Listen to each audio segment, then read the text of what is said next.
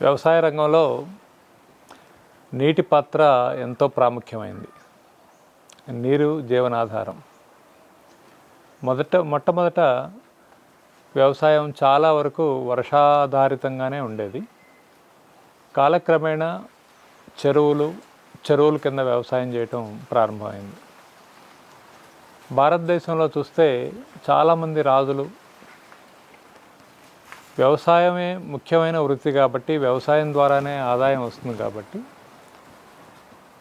వ్యవసాయ చేయడం కోసం చాలా చోట్ల చెరువులు నిర్మించడం, చిన్న చిన్న డ్యాములు నిర్మించడం జరిగింది.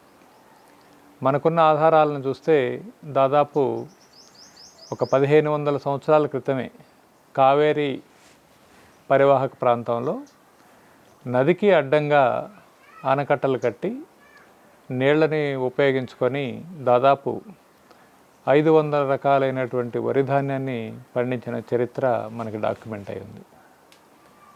అలానే నదీ తీరాల వెంటనే ఎన్నో మహానగరాలు వెలిసాయి. నదీ తీరాల వెంటనే ఎన్నో సంస్కృతులు వెలిసాయి. తర్వాత ఈ రాజులు మహారాజులు తర్వాత వచ్చినటువంటి బ్రిటిషర్స్ కూడా నీటి ప్రాముఖ్యతాన్ని గుర్తించి, మన తెలుగు వాళ్ళ ముఖ్యంగా చెప్పుకోదగింది సర్ ఆర్థర్ కాటన్.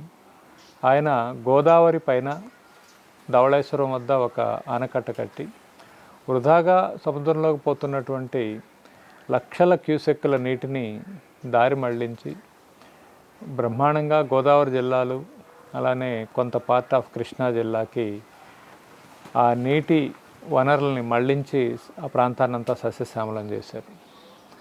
సో తర్వాత వచ్చినటువంటి స్వతంత్ర భారతదేశంలో ప్రభుత్వాలు మొట్టమొదటి ప్రయారిటీగా ఆనకట్టలు, బహుళార్థ ప్రాజెక్టులు కట్టి, ఎన్నో ఆనకట్టలు కట్టి చాలా ప్రాంతాన్ని సస్యశ్యామలం అవడంలో తోడ్పడ్డారు. అయితే ఎంతో కాలంగా ఉన్నటువంటి పెండింగ్ ఉన్న డిమాండ్ ఏంటంటే, ఒక నదీ పరివాహక ప్రాంతంలో వరదలు వస్తే ఒక నదీ పరివాహక ప్రాంతంలో కరువులు వస్తున్నాయి. ఇవాళ ఆధునిక టైంలో ఇప్పుడు ఈ రోజుల్లో మనం చూస్తే గోదావరిలో నీళ్లు ఉన్నాయి, కృష్ణాలో నీళ్ళు లేవు. అందుకని నదుల అనుసంధానం అనేది అత్యంత అవసరమైనది, ఆవశ్యకరమైనది.